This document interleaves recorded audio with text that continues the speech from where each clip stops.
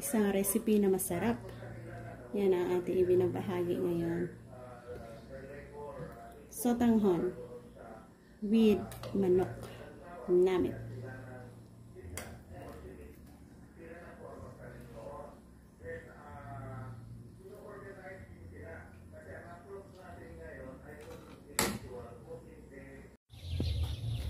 Gusto kong ibahagi sa inyo kung paano natin gamitin ang aswiti.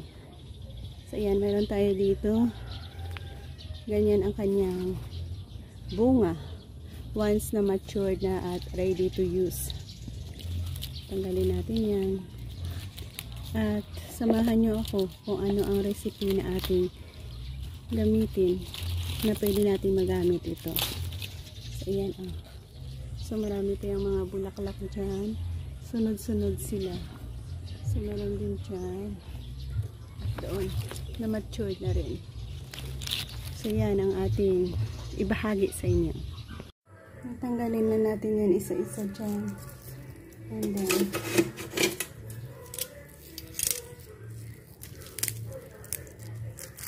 nagsistay na kasi yan sa kamay. Then, lagyan natin ng tubig.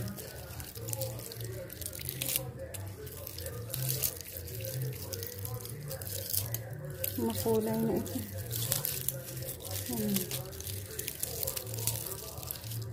Tatlo lang. Lagyan ng tubig at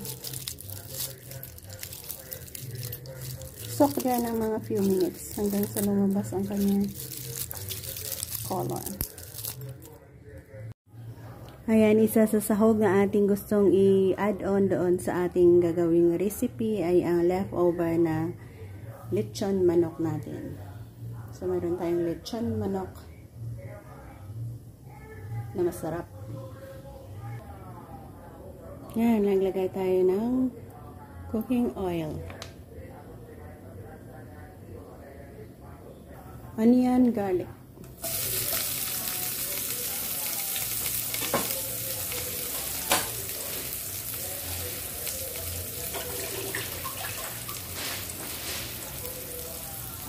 I-add natin ang ating manok na nahimay-himay.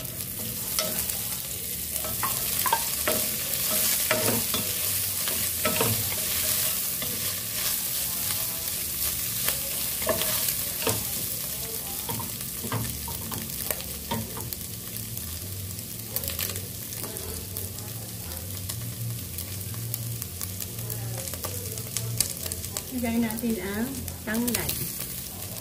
Yung aswiti natin na nasok sa tubig.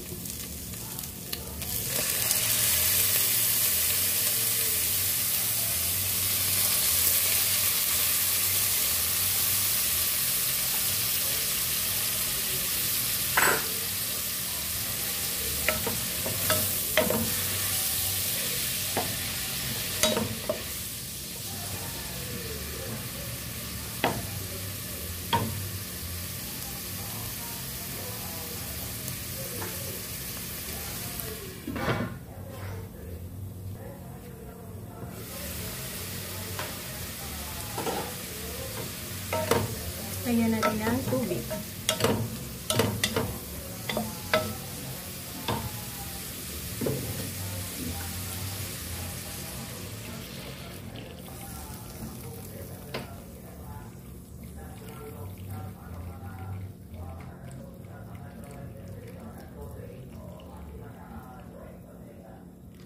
Ayan, ayan natin kumulo dyan hanggang sa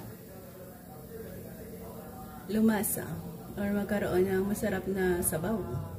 Nag-add tayo ng asin. Ito na yung ating pampalasa. Black pepper. Malasa na kasi yung ating lechon manok. And konting soy sauce. Para hindi naman masyadong maputla, lagyan natin ng konting soy sauce. Yan. Pakuluan hanggang sa mag-okay. I-add natin ang gulay natin na patola. Marami ito. Masarap na gulay din yan. Sabay na natin ang sili. Meron tayong sili na ilalagay.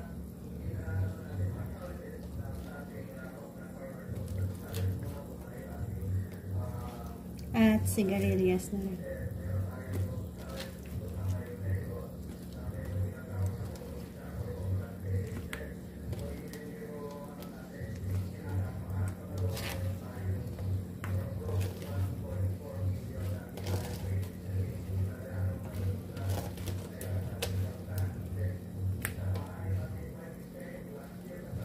Ayan.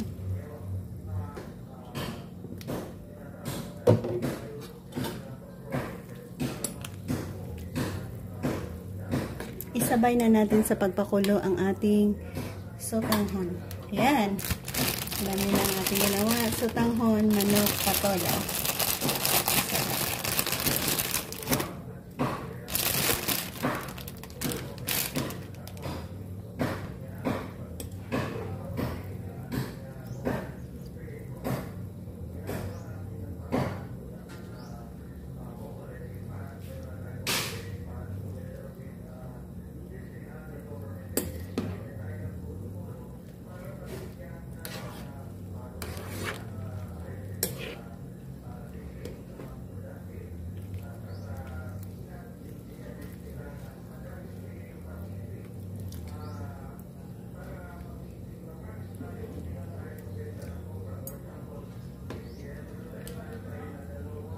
Isang kulo pa. Yan, dito na ako mag-end guys. Thank you for joining me. Meron tayong sotanghon, manok, and patola recipe. Bye-bye, God bless, and maraming salamat ulit sa inyong pagsabay. Sarap. And ready to serve.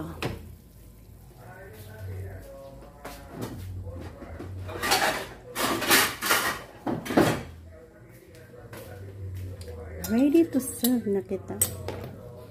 Namit yun.